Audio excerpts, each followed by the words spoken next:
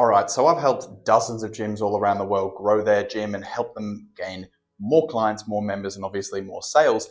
And in my experience, there are three big mistakes that almost all gyms make when it comes to sales that in the end are costing them thousands, if not tens of thousands. So in this video, I'm going to walk through what those three mistakes are and how you can solve them. So let's get into it. First of all, mistake number one is selling too early. Now, I see this so often with gym owners. A prospect will walk through the door, they'll be, looking for a new gym, they'll be semi-interested, and they'll just try and sell them from the get-go. They'll walk around the gym and they'll do what's called basically feature selling. They'll start saying things like, we have the best equipment, the most qualified trainers, the cleanest gym. And you need to understand that, chances are this prospect isn't new to gyms. They've probably been to a few gyms already. And when you start saying things that I guarantee all of your competition is saying, it just completely disengages the prospect. I've spoken to, at this point, hundreds of gym owners, and I've never heard one gym owner say they don't have a clean gym, right?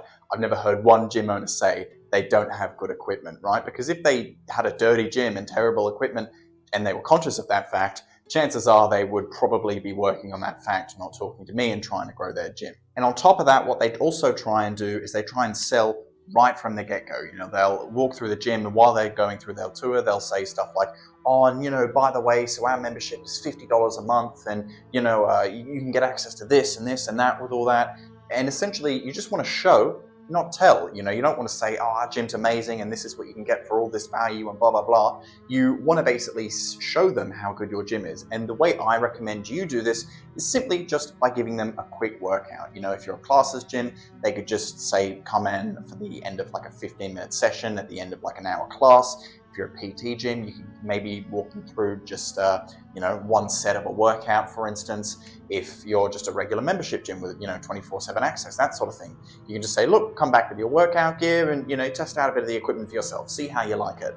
And more often than not, after you finish that, you're going to just simply ask the prospect, did you enjoy your workout? Did you, enjoy the gym? And 99% of the time, they're going to say, yeah, I really enjoyed the gym, as opposed to you saying, look how good my gym is, it's amazing.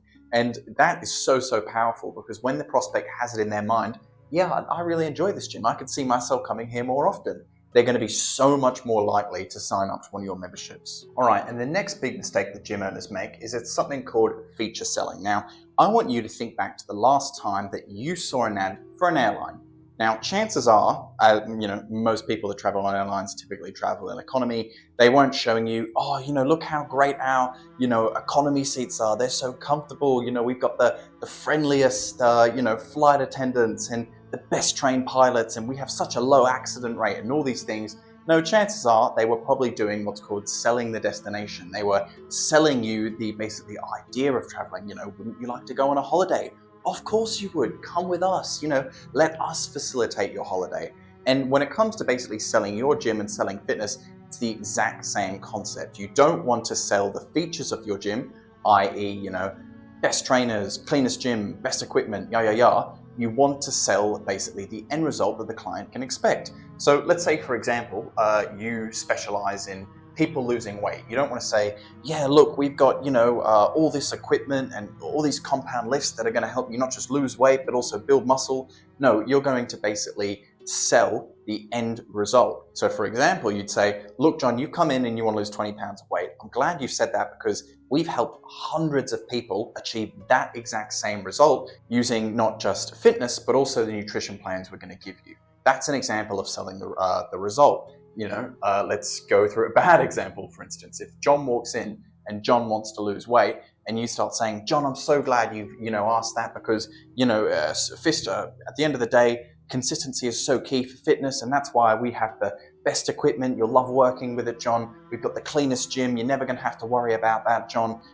Everyone here is so friendly, John. You're never going to have to worry about that. And the reason why that doesn't work is because, generally speaking, whenever any prospect walks through your gym, they're not hoping your gym is clean. They're not hoping everyone that goes to your gym is not an asshole, basically. They're not hoping you have good equipment. These are all things that they expect from you. What you need to do is basically sell above that. Now, there are a few exceptions to this. Say, for example, you're a personal training gym. that essentially works with older people to help them lose mobility, and you're, for a fact, you're the only gym in town that specializes with this specific age group and this specific niche, you can do a bit of feature selling in that front because it's such a basically specific and a targeted niche. But even then, you still want to sell the end result, which is more mobility and less reliance on other people for day-to-day life. You're not selling, oh, our trainers have such and such years of experience. All right, and the final mistake that gym owners make is not having what I like to call a take it or leave it offer. Now, essentially what a take it or leave it offer is at the end of a sales opportunity, for example, if you do what I say, someone walks into your gym, you give them sort of an introductory workout, you take them to your office, maybe have a bit of a chat in terms of just establishing what their goals are, if they're a good fit, things of that nature. But for one reason or another, the sale isn't going through. They're just like, oh, look, I want to think about it. I'm not sure. I want to talk to my partner, blah, blah, blah. Now, what you're going to do in that situation is hit them with a take it or leave it offer. Now, let's use that same example. John comes into your gym. John wants to lose weight. What I'd simply say is, look, John, I understand you're a bit hesitant here, and that's completely natural. If I was in your position, I would be hesitant as well. But because I just know for a fact, John, that not only you're such a great fit for this gym, but that you will just love it. I'm so confident that here's what I'm going to do for you, John. If you can give me your trust and share my confidence that I have that you can achieve your goals, John, I'm going to, and basically insert added benefit, I'm going to give you 50% off your first personal training session. Yeah, I'm going to, give you a 7-day free trial of our gym to make sure that you love the gym, John. And essentially, the key to making sure this works is it's basically the offer is only valid then and there. If John says, oh, that is actually really interesting, but can I go away and think about that real quick? You're not going to be a dick about it, but you're going to be firm. You're simply just going to say, look, John, I understand you want to think about it. And look, if you want to go away and you want to think about it, that is totally fine with me, John. No hard feelings. But if I'm being honest, John, I never offer this to any of my other members. So if you want to go away and think about it, that's fair enough. But I can't hold this for you, John. Quite simply, if you want this amazing offer, you have to sign up now and only now. Again, you're not going to be a dick about it or anything like that, but you are going to be firm. You're going to say, look, if you want to go away and think about it, that's totally fine. But if you do end up wanting to come back to the gym and joining, it's going to be at full price. Now, you're probably thinking, oh, but what if he goes away and thinks about it and wants to join my gym, but then this offer isn't on the table anymore and he doesn't decide.